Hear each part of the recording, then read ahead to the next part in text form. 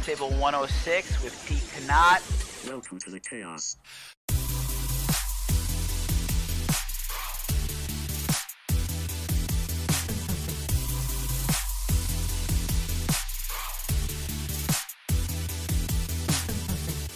Yo, welcome back to Chaos Controlled, and today we have on the myth, the man, the absolute legend, former bar manager and one of my most favorite people to work with, Pete Kanaat. What up, Pete? What up, man? How's it going? Thank you for having me on. Oh, thanks for being here. We appreciate it. I appreciate you. Yes, we're so excited, man. You and Hollywood go side by side, and and people that know you know you're a great dude and kind of crazy, but that's what we like here, you know. Crazy in a good way. Crazy in a good way, yes. Confirmed. Crazy in a good way. Pete's one of those who actually got out of nightlife, and he's killing it now with his new supplement line, and we'll definitely get into that soon. But let's touch back on the olden days when we all met, because I met Pete at Create. He was one of the people that hired me, him and Jeff Rowe. Jeez. And thank you for putting me into my shit. You know, appreciate everything that has come from that. I kind of blame you and a couple others, but we had a blast. When I started, he was the bar manager at Create, which was the new hot nightclub at that point. And I remember the first night was New Year's, and it was a shit show, and he was losing it behind the bar. Oh my God! But it was great. Yeah, so I started with Pete a while before that, but we like to find out how you got into nightlife, how long you've been in the service industry. Mostly start on your past, how you got in, and then go into your nightclub experience. I mean, that's a long conversation. So prior to nightlife, I was in real estate. I was in finance. I was a loan officer for a mortgage company. I killed it. I made a shit ton of money. I was like 23 years old, just going to Vegas, go to Hard Rock pool like every weekend. I was spending money like a jackass. That quickly disappeared because the market crumbled in, what was it, 07? And I was commission based. So I literally, if I didn't close a loan or close a deal or a real estate transaction, I was not making money. There was no salary involved in it. I literally, and like the jackass that I was and still currently am, I spent money and I continue to spend money as if I still had the same income. So again, being in your young 20s, you're just kind of frivolous and you're just whatever. You're having a good time and you get to learn from your mistakes in your 30s and your 40s, which is coming up for me. I'm old. So basically, what I knew how to do, I needed to find another job. Plain and simple. I was down to my last few fucking bucks. What I did before real estate was in college and community college, I bartended at like the Hilton.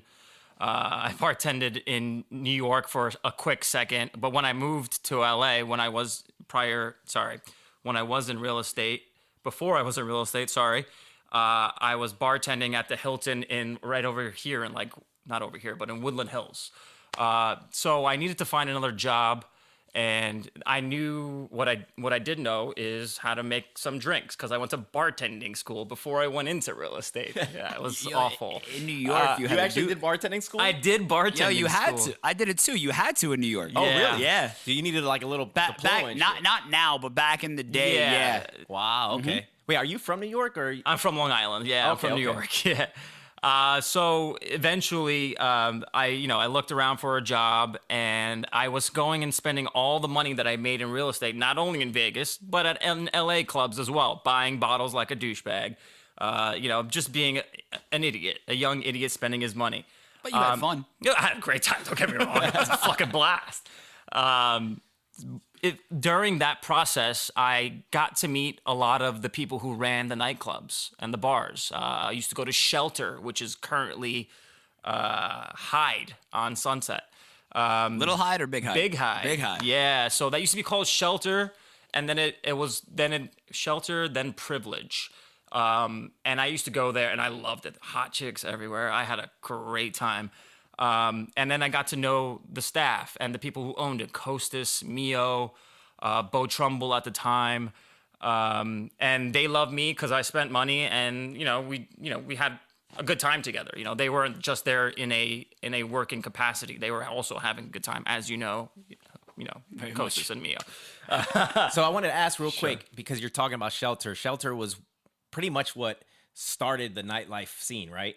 I mean, this is where celebrities and Yeah, that's definitely one of them. Yeah. Shelter, and then Little Hyde was another one. That progressed into like Ledoux, and then even prior to or alongside with Ledoux, there was a area which I can't remember the name prior to area, but it was I went there too. I'm blanking on it at the moment.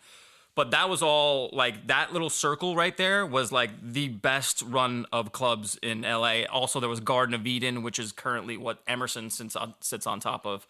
That place was incredible. Like there was only a few spots that you could go to that genuinely drew that crowd drew like the hot chicks, celebrities, the spenders. Then the whole industry got super saturated and everyone was kind of like spread out here and there and like you lost that like amazing night. Like, but when you would go out back in the day, it was like guaranteed to be an amazing night. As the years like went on, like as the saturation happened, it was like so spread out that you weren't. It could be like a good night, or it could be like a decent night. Like you just never knew. It was guaranteed. If you went to Shelter, if you went to Garden of Eden, if you went to Area, Ledoux, it was like the time of your life. Was it Prey? Was it Prey before? Prey, that's what it is. Yeah, Area was Prey prior to, and I used to go there all the time. So how did it change when you started bartending and you were in the scene? Because we talk about this a lot. Where once I started working in it, I didn't want to go out in it anymore. So how was that like for you once you started bartending and then interacting with all these people now as an employee instead of just partying with everybody? It was definitely a big change. Going back to like the last thing I was talking about. So like when I did meet them, I was partying with them, obviously. And then I lost my job and I was looking for a bartending job. And I walked into the SBE offices to the corporate office with my tail between, what do you call it? My tail between my legs? Mm-hmm. Yeah. I had to swallow my pride, basically. And I said, hey guys, what's going on? They're like, what are you doing here? Like last weekend, you spent a couple $1,000s on tables, and now I walked in like saying, hey, you guys got a job for me? And I'm just like, you gotta understand, like for me, I'm very prideful. That shit, like, and at that age, your pride is like at 100. Yeah, you're in your mid-20s and you're crushing it, you're making all this money, and you blew it all away on a good time, right? And so walking into that office was it was gut-wrenching. Like I remember like goosebumps and like talking like I'm like, why am I here? I need a job. I need money. I need an income. And so I knew these people from partying with them, but now I'm gonna be working for them, which like you said is such a drastic difference, right? Like you don't have that, like you have a connection when you party with people. Then now like when you work for someone, like it's like a whole different ball game. Yeah. So I don't know if that answers your question. No, it absolutely does. Yeah. So what was the first place you bartended at then? So I didn't even become a bartender. They're like, okay, we can offer you something. You could be an assistant bartender, which is just a glorified way of saying you're a bar back. So I washed dishes, I set up bars, I closed down bars, and everything in between, refilling ice, making sure that the bartenders had everything that they needed. But, they just called you an assistant bartender as opposed to a bar back. Eventually, and that was at a place called Foxtail, which is currently Doheny Room. Oh, man, I remember Foxtail. Yeah, Foxtail was a good time. I wasn't here for some of these. Yeah, this is prior to you. This is prior to. I'm younger than everybody else that comes on this show. Yeah, Foxtail was actually where I started going because my roommate at the time, Jordan, was working there. Yeah, I remember Jordan. Yeah, I remember. He would get me in because that is the only place I could get into. Yeah, so dark. It literally was like a hole, man. Yeah. Sorry, proceed. No, it's all right. So you worked your way up, obviously. Yeah, eventually, I bust my ass. That's just who I am. When I party, I party. When I work my ass off. So eventually, that gains the respect of your peers and your managers, and like they're like, all right, you're busting your ass. We know that you want to start moving up and start genuinely making more money. Like as a bar back, you don't make much. As a bartender, you don't make much, but it's more than making as a bar back. So eventually I worked my way up. I became a bartender, became the lead bartender. I became a mixologist, and this is over venues now, right? Like I'm going into years now. Manager, beverage director, and all just, I mean, I can only attest that to work ethic. I definitely put everything into my work, and that is still prevalent today with my existing business. Yeah. So it's, maybe there was a little bit relationships in there because like, my managers became my friends. Memphis, for instance, was my manager. Him and I just became boys. Yeah, there's also relationship aspects that go into these things. But if you have good relationships and a piss poor work ethic, you're not going anywhere. It doesn't matter. Sometimes it's vice versa. You could have a great work ethic, but sometimes it won't go noticed. So it's like I was lucky enough to have decent people skills and have work ethic at the same time. And that kind of like led me up. And so then we opened more venues. I'd oversee the opening of those venues and go on from there. And then, became a beverage director and oversaw a lot of the sponsorship programs within the actual venues, dealing with different, liquor brands, Diageo, Moet Hennessy, Bacardi USA, and stuff like that. So I looked at it at one point during my stint, and I was like, I came a long way. When you have those reflective moments when you're like, I used to be a bar back, and now I'm a beverage director. So it's like, it's one of those surreal experiences. So let me ask you this though, because I've had the same thing, and the reason why I fucked with you so heavily when we started was because of that New York thing. But something that I realized out here, it's like we have a different work ethic coming from New York, and I was able to run up the ladder as quickly as I did too, because I started within the first 3 weeks. I was the lead TSA, and then I got to where I'm at now with Insomniac, and I look back on same thing, but then I'm like, but is this really what I wanted to do with my life? And did this really mean anything? But what I realized is it helped me cultivate network, which from that on brought me to where I'm in now. So how much of that nightlife network has helped you in your business now, or at least helped you to learn how to develop the relationships you have to make your new business prosperous? Yeah, absolutely. It has a massive effect, because one thing you do learn in nightlife, and I was lucky enough to have this prior to nightlife, is just a way of just connecting with people, having a conversation with them, reading the room, reading the person that you're talking to, like just being able to, have a flow, right, with someone.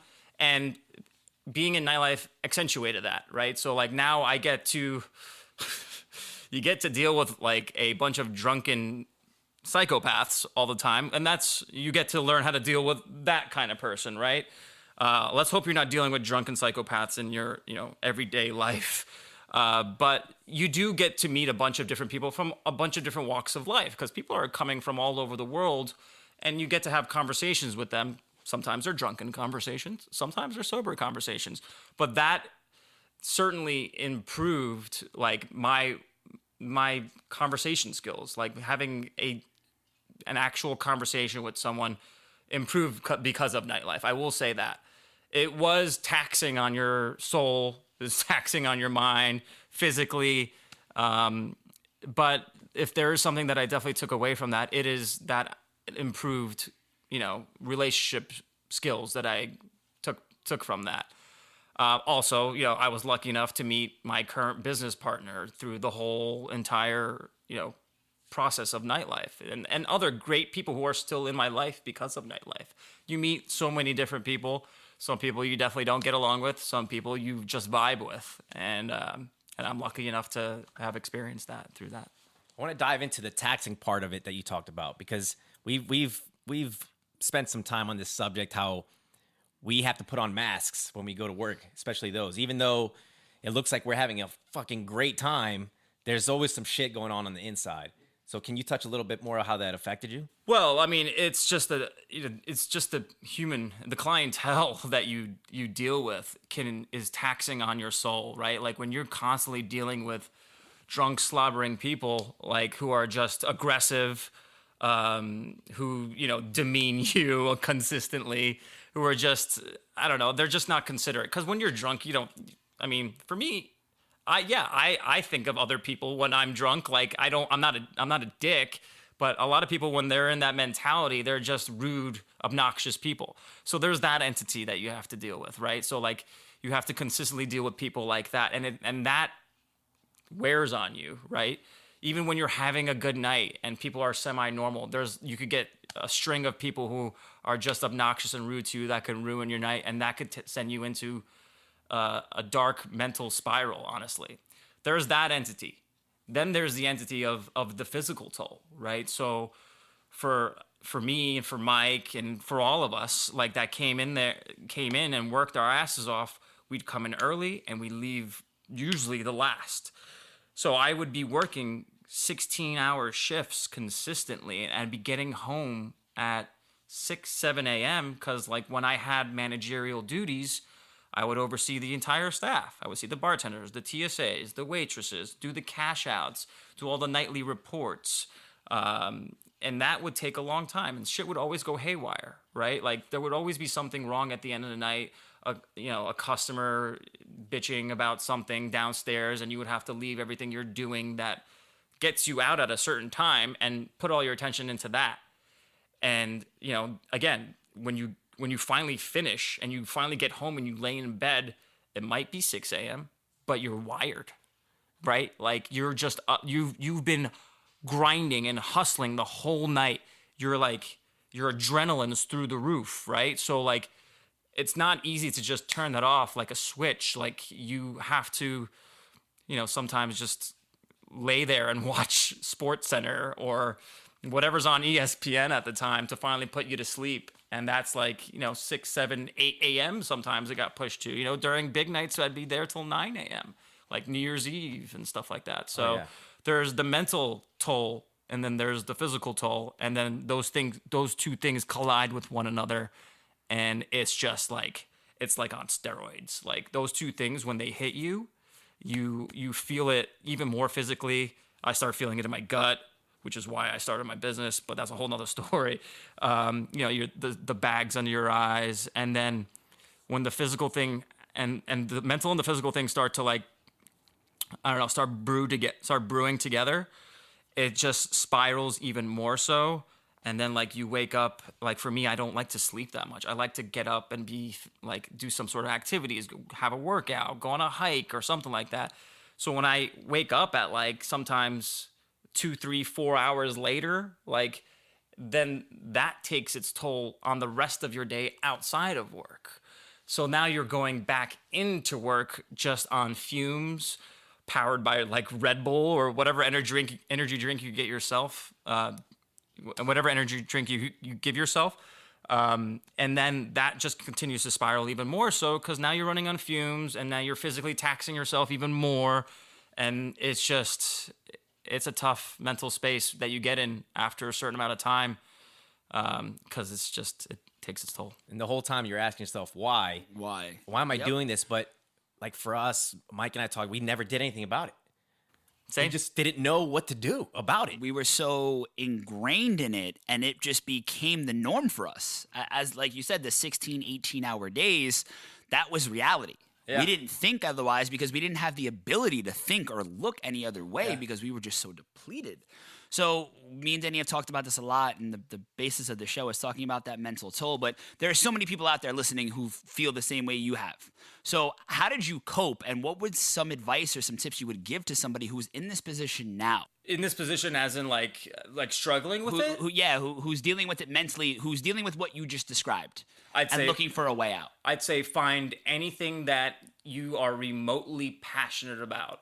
For me, while I was in it, like, again, like you said, like we didn't do anything about it, but while I was in it, like working out, going on hikes, going on runs, going on bike rides, like that was my meditation. Like it still is to this day. Yeah. Like anytime I'm having a rough moment with work, I just immediately leave my place and I just go for a run to clear my head. Or sometimes I try to meditate too. Like there's a couple cool apps that I use as well that help me through that process. But if you're in it now and you're having a tough time, I would say if you could just find something that can make you like 1% better every day, like if there's something that drives you, like if you're an artist, because most people in our industry are, trying to be artists, actors, painters, whatever.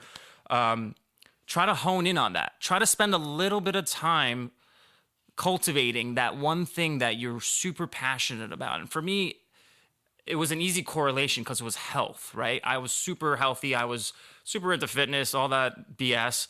But I wanted to take that and see how I could, even hone in on that even more so. So like for me, like I started a supplement brand. Yeah.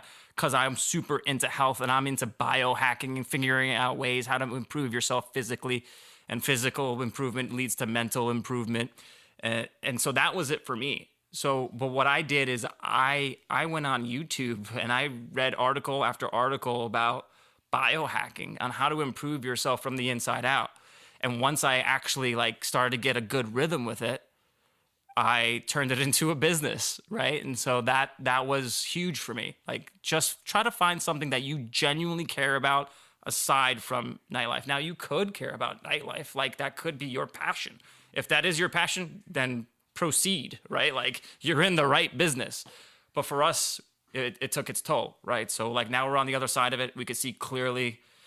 But when you're in it, you've drank the Kool-Aid. You're now in it. You're making good money, and you don't have any responsibilities. And so that's why maybe we didn't want to look on the other side, because it was just easy. And you think it was hard because you were making that money? 100%. Yeah. Oh, yeah. If the money wasn't there, obviously, we'd be like, I'm not working this many hours. And because people listening are like, well, why didn't you just fucking quit? Yeah. Well, you're fucking making like $1,000 a night. Yeah, sometimes it's hard. more. And we got blinded by that. Yeah. And then on top of that, it's the whole facade of not only is it $1,000 a night, but we're in the hottest nightclub with every celebrity, perfect 10 models all over the place. And you're just like, and you're the cool guy. I mean, he was the bar manager. He controlled all the booze. Everybody wanted to be friends with him. Everybody would come and be like, is Pete behind the bar? And he'd be like, yo, I'm not here. And he'd hide in the service well. Oh, yeah. He's like, yo, don't let these people up here. But if you knew where he was. Run back there real quick. Well, like, yo, Pete was my saving grace, man, because, like, when I worked with him, I worked my ass off, and we worked in a nightclub that was the physical toll because of how big it was. So I would literally walk up to the bar, and he'd see me be like, yo, here's a quick little shot just to help me get through because he would feel so bad for me. Right. But he was my saving grace in so many occasions. Yeah, that was all kind of it was like not streamlined, but like, I had someone that did that for me, and then I made sure I did that for someone else, right? Like, and there was a select group of people that, like, you knew that worked their asses off, and you knew you wanted them to just have a moment of just like, all right, I'll do a shot, right? Like, there's that one little moment where you're like, this feels good, right? And also you feel respected by, your managers and your peers and everything like that. So I'm happy to return the favor. Oh, it was because we talk about the OG SBE crew, and like there was this massive company, but there was like the OGs, like you said, that certain amount of people, and I was probably one of the last considered like OGs before we all kind of ducked out, and then this new wave of young kids came in after us because we used to go to a nightclub and know every single person there, and if we stepped foot in one now, I wouldn't know a soul. No, not a soul. I wouldn't even know how to get in at this point. Right. I just dropped I'm on the list. I dropped the wheelchair card now. Like, please, sir, please. But that used to be a thing. Like you go to some of these nightclubs out here, and the lines are out the ass, and we used to just be able to walk up. Rope opens and you go, or walk through the back door. That was the better way of doing it. Right. We didn't want to deal with the front, but it was definitely interesting. What was that timeline for you when you finally made the decision to get out? How'd you get out? Are you still kind of in it some way or some form? Oh no. The thought of being in it actually gives me a full-blown anxiety attack. I don't want to be anywhere near it. I don't want to go to it on my free time because it just brings back like PTSD. What? It's like PTSD. We're back in those scenarios. Yeah. And I'm very thankful for my time there because I get to meet people that I love, or I've met people that I love, and still, I'm friends with them to this day. But those aren't the memories that it brings back, right? Like when you think about it, like you think about the struggle and, having in the beginning tough time paying rent, and then like, the physical toll, the mental toll.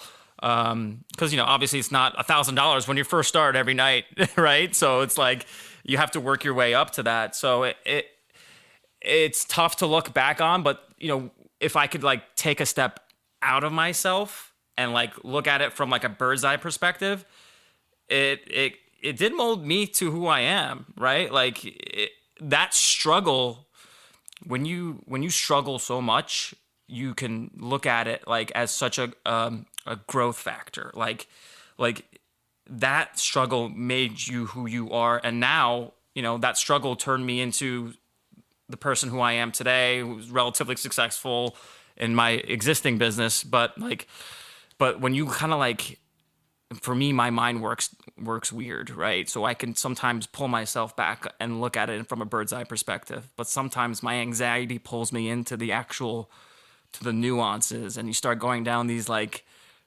dark roads of the actual struggle that you dealt with during that time, right? During that whole process. But like, if I could look at it from that bird's eye perspective, it helped me be who I am now. So I'm not involved in it. Right. My exit was abrupt. It was the end of 2017 where we sold one of our venues that I was specifically overseeing off to another company.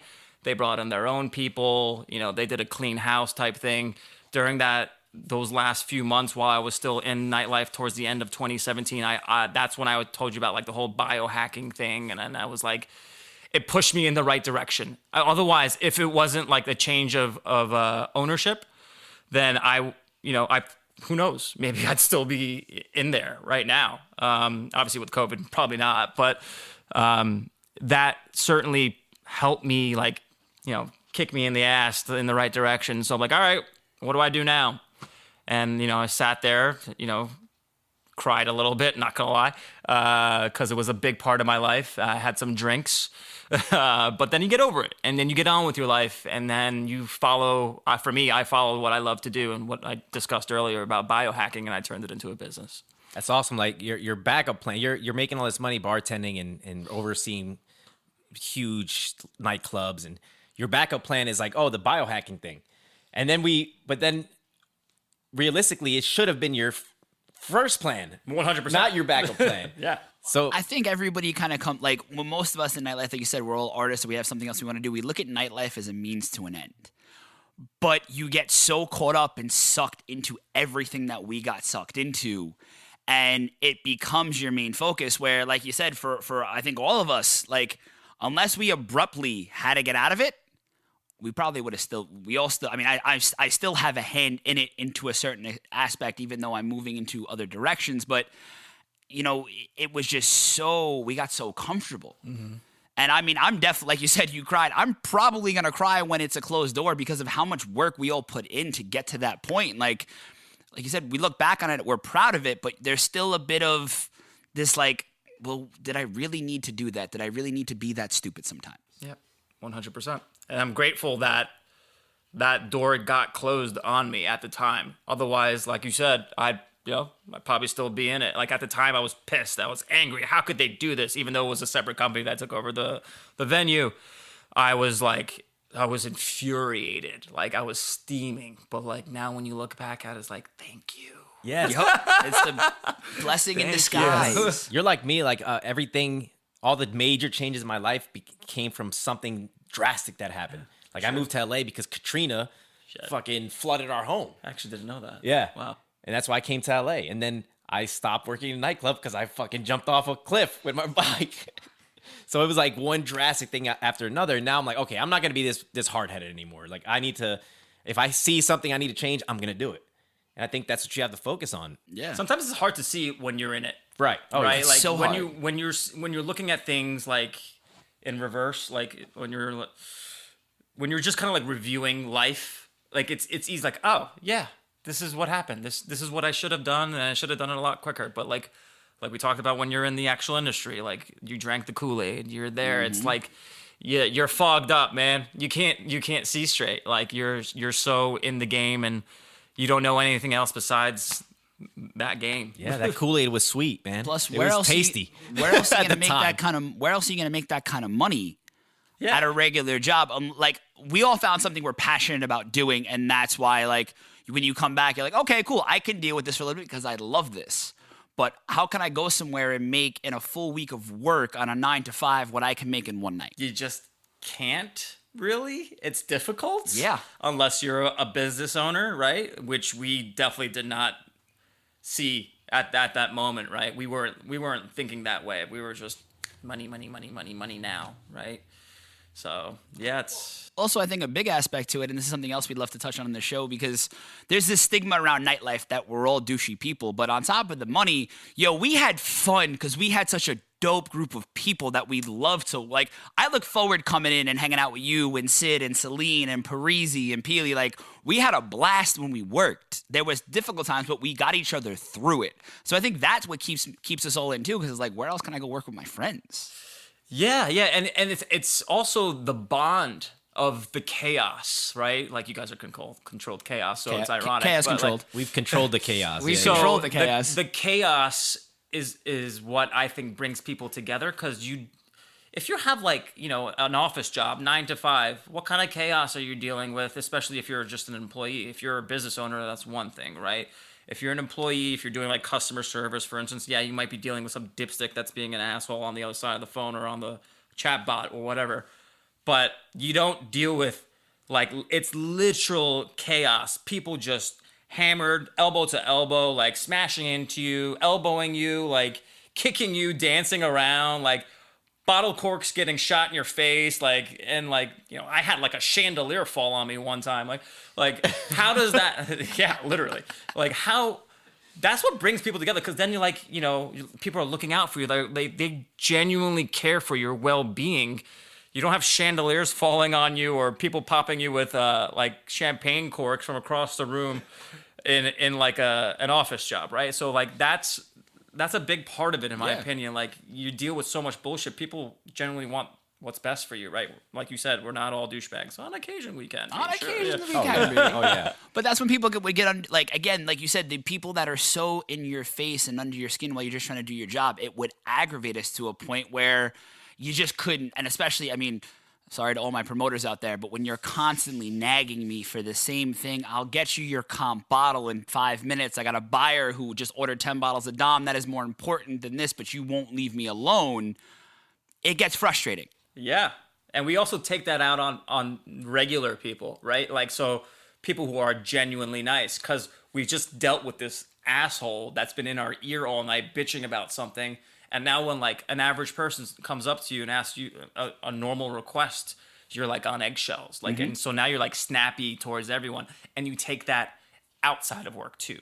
Now you go about your daily life where, like, I mean, road rage was like, it exploded for me, right? Like, I'm already from New York. I already have road rage. Like, I already have like anger issues on when being in nightlife and like going about my day, right? Like, I was like fuming at people, just like, or just even like coming across people. I was just like bitter and angry. Like, it was just a bad way to be. So I'm so happy you said that. I was talking to somebody earlier about being bitter at work, and I started noticing, like, I would yell at the servers because they weren't working fast enough or hard enough, and then I would take that home and take it out on my sister or my family, and they would tell me, like, you're being an asshole. I'm like, no, I'm not.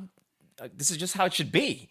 Not knowing that I was like, it wasn't like a power trip. I just was so fucking bitter and had all this negative energy inside of me that I would take it out on people I loved. And yeah, I mean, I'm getting mad because my server isn't cleaning the table. Like, in retrospect, it was the dumbest thing I could, Absolutely. I could have brought up. Like, it's not important. We're fucking serving drinks to drunk people. But to me, it was so fucking important because that was all I had in my life. And that's all you had. That's how you were making your money. But I think the cool thing about all of us is we all understood that, right? There was an empathy for each other. So there'd be plenty of nights where I'd go up to Pete and he'd be in a pissed off mood and he might take it out on me, but I would never took it personally because I knew it had nothing to do with me. It was just the situation we were in. And then a half hour later, it's like it never happened. And like we all had that wherewithal though to know, like, yo, this is what we deal with. And if it wasn't for our coworkers being cool, then even I don't think any amount of money, if you don't like the people you work with, you're not gonna want to stay there. Oh, absolutely. You know what I mean? At the end of the day, yeah, I'm making money, but I hate fucking 5 out of 7 people here. You know? So it was easy to stay in it because we did become family. We became friends. We went out together. We went to dinner together. We went on trips together. that was fun. That was the good times, yeah. And you can look back and really, I mean, that when I look back, I don't think of the nights where I made, 15, $2,000. I think about, the hard times that I had and the people that were there to get me through it. And the people that just helped me made sure that I was okay when I was struggling. And that's what I'm the most grateful for. Sure. Coming from New York, I knew nobody. I gained a family when most people say you come to LA and you just meet shitty people. And I've met some amazing people. 2 of them are sitting right here in front of me, and it's just been an incredible journey in that essence. Yes. You do meet some shitty people, I will say. Yeah. You meet a lot of shitty people, but you meet some good people, right? Definitely not to sound like a Debbie Downer, but there's some really sketch people around here. So this seems like a nice place to take a break. Since we've been pretty heavy throughout the conversation, let's talk about some of your favorite funny moments. I mean, it could be bad. Or something just like, what the fuck happened that night? I feel like you have to have, because one of our favorite places that we always talk about, and I've had some good ones with you, you have to have some good 14 moments. Yeah, man. Listen, it was one big shit show. Just looking back at it, just the whole string of being in nightlife was just tumultuous. It was one night there was you're like, I can't get worse than that. The next night it did. I was like, I topped myself there. I don't know. There's quite a few. There's one that sticks out in my mind where it's 14, if I could paint a picture, was the ultimate party, right? So it was a Sunday day party. People would come from all over the world, and if you couldn't, people are begging for table service. But if you couldn't get a table, maybe you were lucky enough to get in and just be a bar patron. That number's skyrocketed. So we had hundreds of people at the bar at points, right? And it's a long bar. And I'm actually bartending at this moment that I'm speaking of, and I'm in the weeds. I'm slammed. I mean, there's row after row after row of people just waiting for drinks in front of me. And I'm not only that, I'm also providing service to the waitresses. So the waitresses would come to me, sometimes get their bottles, sometimes I'd make them drink. So I had to be cognizant of the waitresses and the patrons in front of me. And then on top of that, some of the owners would be jumping back behind a bar, having a grand old time, making themselves drinks and stuff like that. It was chaos, right? But this one specific time, I look over and... Well, I don't look over. One of the waitresses actually comes up to me and she says, "Is everything okay?" I'm like, "What are you talking about? I'm in the weeds. I have people in front of me. I don't have time to talk to you right now. I need to make them drinks." And she's like, "What's going on?" And to my right, I have 3 of my female coworkers who are all at the same time obnoxiously sobbing. And I look over at them and I have goosebumps. I have chills. I'm screaming at them at the time. I'm like, what the fuck are you guys doing? I look over at the people in front of their bar, and they're all very good-looking girls. So people are in front of their bar trying to get drinks from them. I'm the only one dipstick dude behind the bar at the moment, right? So I see all the people that are in front of their bar staring at me. So I have literally a funnel of what seems like 200 people waiting for a drink in front of me. And I'm just losing my mind at them, right? So at the end of the night, I've come to find out after we talked, one girl got in a fight with her boyfriend because he started a fight and got in a brawl, got kicked out. Another girl's guy that she was banging at the time passed out from GHB, and so he had to be escorted out. And the other one was always in a fight with another one of her boyfriend, So all 3 of them had boy issues, right? And they're all uncontrollably sobbing as I'm trying to basically take care of all the people in front of them. So it was just a surreal moment where I was like, are you guys fucking kidding me right now? I'm going to have a fucking breakdown. I have people climbing on top of my bar trying to get a drink, literally climbing on top. You guys know what that shit show was. So at the end of it, we all talked it out. They apologized, but that was a surreal moment where I was like, what the fuck? And it was what am I doing here? why am I doing this? Like, I'm just like, people are like physically assaulting me for a drink, berating me verbally. And I'm just like looking over and I see 3 really, really good looking girls that I work with sobbing, crying over boys. So that sounds like you know when you have work nightmares? Yeah. And I'll get them still every now and then. Yeah, and it sounds just like that. Like your bar is just fucking full of people and you forgot how to make drinks. like The Walking Dead, right? They're like, give me alcohol. You put ice in the cup and it disappears. You're like, no. How many times did you make a drink and then I did this constantly where I'd pour the drink and then not pull it out and move my hand back too quick and the topper would spill the whole drink out. And like it would be the last ingredient too of a Long Island and I'm just like, fuck. And I gotta do it again. And like that's usually after I had too many drinks. But Yeah, that'll do that too. yeah, bro, I still have nightmares. It was EDC Vegas 2 years ago, and I got a phone call that the truck went missing of a $1.1 million liquor order that was supposed to set up the whole festival, and we're 12 hours before doors, and I am having a panic attack. Someone have a good time, or did you find it? We found it. We found it, thankfully, but I was just like, I was losing it. But progressing into something good, Pete, so we're so happy that you got out. Now, you seem like you're in so much of a better place, and I love talking to you now because your company is killing it. You're thriving. You're doing something good for the world. So let's hear about that before we head out.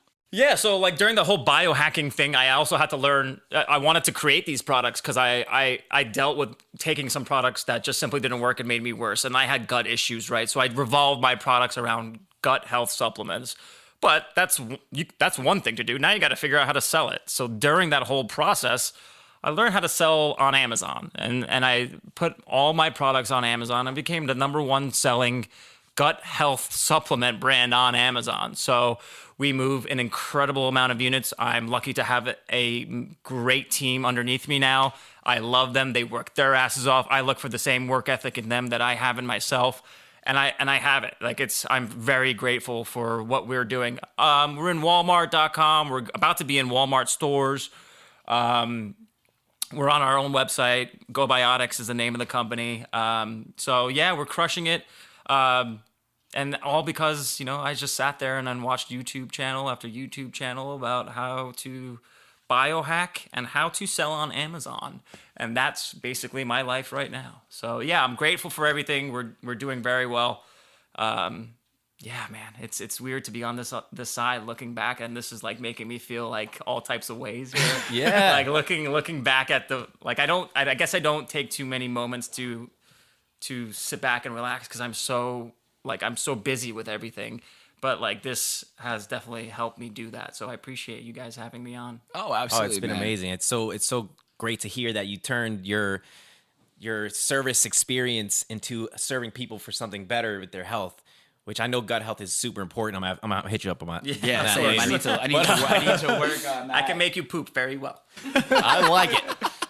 So, Pete, one last thing. Where can people find you? Because you've got some really cool stuff going on with your company and everything, and you definitely shared a lot that people could use on a health essence. So let us know where to find you, your socials, plug your company, everything about that. Where can people buy your product and find more about you? Yeah, you could. My company's called GoBiotix. It's GoBiotix. You can find us on Amazon. You can find us on Walmart.com. You can find us on our own website, GoBiotix.com, and then it's just at GoBiotix for our company's Instagram and Facebook. So, yeah. Yo, on that note, Pete, thank you so much for coming on. It was great having you. It was great catching up. Until next time, guys, this is Chaos Control. We'll see you soon. Peace. Thank you for listening to this week's episode of Chaos Control, hosted by Mikey Tableman and Danny J. Gomez, producer and audio engineer Nick Dewar. Please be sure to like, subscribe, and leave a review on the Apple Podcasts app or wherever you listen to your podcasts. Join us next week for more chaos.